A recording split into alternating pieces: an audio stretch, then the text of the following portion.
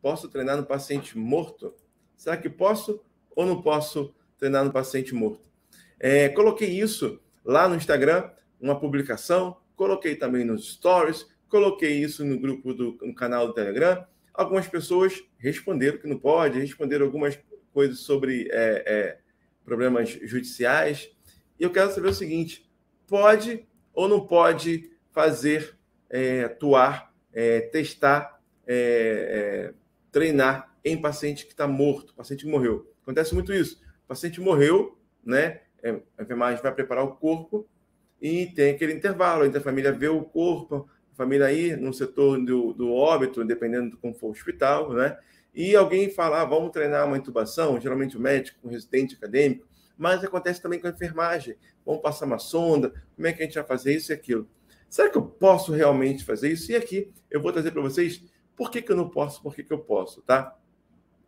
Primeiro, a gente vai lá na nossa Constituição, né, e falar sobre a dignidade da pessoa humana. O que é dignidade? A dignidade, ela morre. Quando a pessoa morre, ela vai embora. Quando a pessoa vai embora, quando a pessoa morre, não. A dignidade é um dos principais, ou que não, o principal fundamento da nossa Constituição Federal, tá? Está no artigo 1º. Então, a gente pode já partir desse princípio. A pessoa, quando morre, também tem sua dignidade, tem sua imagem que deve ser preservada, tá? E as pessoas esquecem isso, que a enfermagem cuida desde a concepção, nascimento, até o óbito, até mesmo depois do óbito, tá? Vamos lá. O morto tem direito à honra, imagem, nomes são protegidos por lei? Ficou um pouco tumultuado aqui essa apresentação. Eu quero perguntar para vocês, será que o morto, ele tem direito à sua imagem preservada ou não? Será que o paciente morto, por exemplo, ele tem algum direito sobre o seu nome, sobre a sua imagem, sobre o seu nome? E algumas pessoas falam o seguinte, morreu, acabou, né? Só morta, acabou. E não é assim. E as coisas não são assim na verdade. A pessoa tem direito, sim, à imagem, ao nome. E isso está onde? A gente pode ver isso. Artigo 12 do nosso Código Civil, tá? Artigo 12 do Código Civil. Lá no parágrafo único, em se tratando de morto, terá legitimação para requerer a medida prevista nesse artigo, cônjuge, sobrevivente ou qualquer parente. Então, se o morto tiver um dano, uma lesão, o seu parente vai lá reclamar por ele. Ele tem legitimidade para ajuizar a ação. Isso é lógico, né? Porque o morto não tem como entrar com uma ação. Então, só que ele, mesmo morto, a sua personalidade está preservada, tá? O que diz o nosso código de ética, tá? O nosso código de ética se baseia em fazer algum procedimento baseado em autorização, baseado em compromisso por escrito de alguém, tá? Então, eu só posso, por exemplo, atuar com o paciente, fazer procedimentos sem ele me autorizar. No caso, procedimento simples, a gente faz isso tudo verbalmente, ou no caso do paciente que estiver um procedimento mais complexo, por escrito. Então, só podemos realizar qualquer procedimento com o consentimento expresso do paciente. Isso, poucas pessoas falaram isso. Raras. 2 pessoas só comentaram sobre isso. Eu posso fazer sim, só que tem que estar liberado por escrito. Algumas pessoas falam liberado, ou então um documento assinado, tá? Como é que o morto ele pode autorizar um treinamento do seu corpo?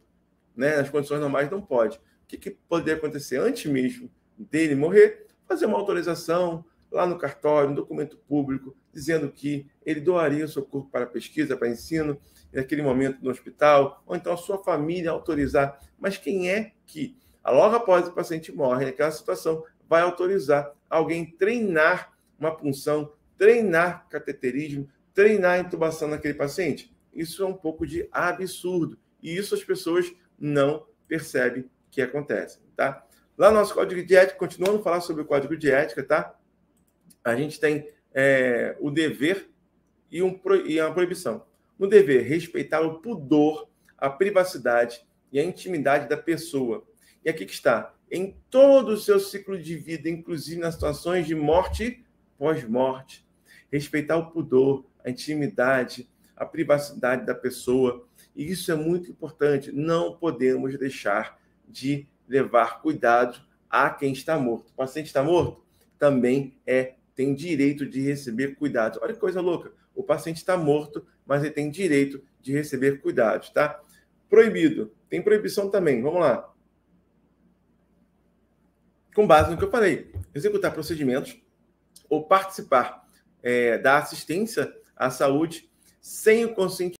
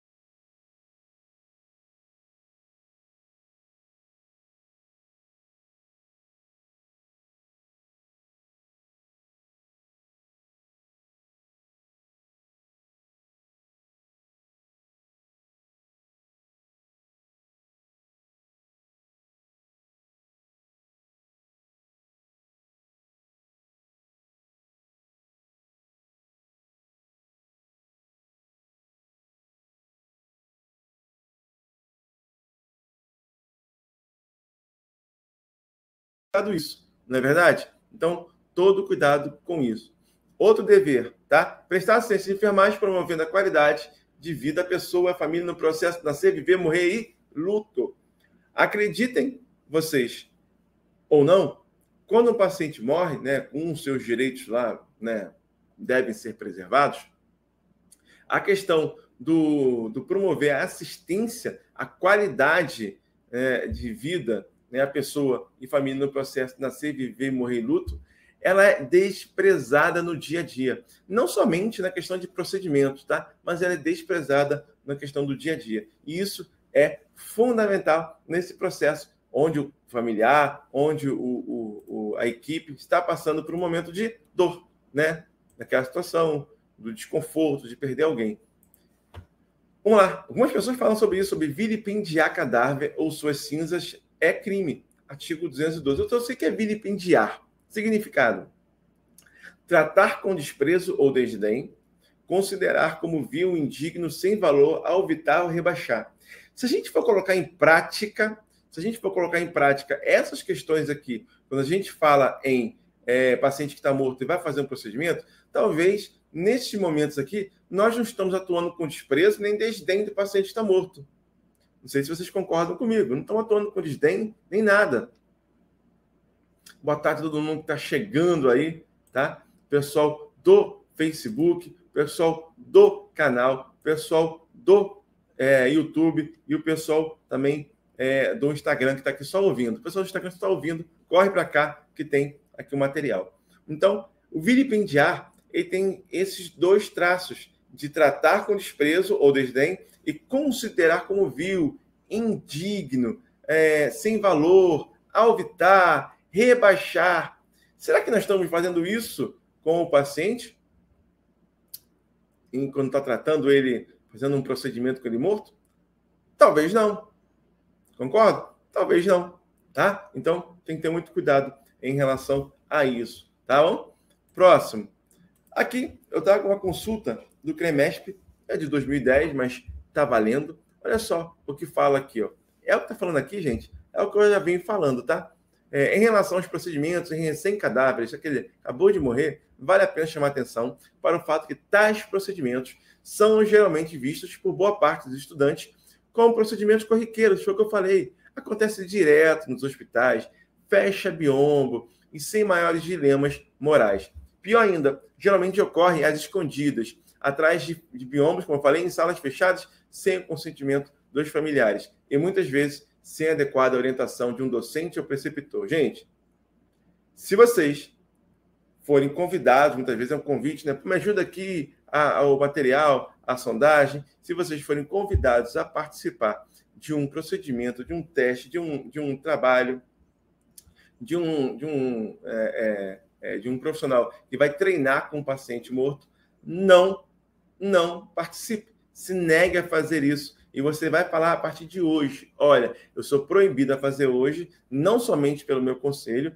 e sim também por lei, e o seu conselho proíbe você que faça isso. Quando você faz isso e você leva isso à sua coordenação, não deixe de registrar isso no livro, tá bom? Porque ele pode registrar isso e complicar para você. Registra primeiro essa situação no livro de ordens e ocorrências. Me neguei a participar de um treinamento com paciente em óbito. Olha só a situação que você coloca a pessoa. Ah, Bruno, eu não estou fazendo isso criando um problema. Você está criando um problema para ele. Você está se livrando, tá? Você está se livrando dessa situação.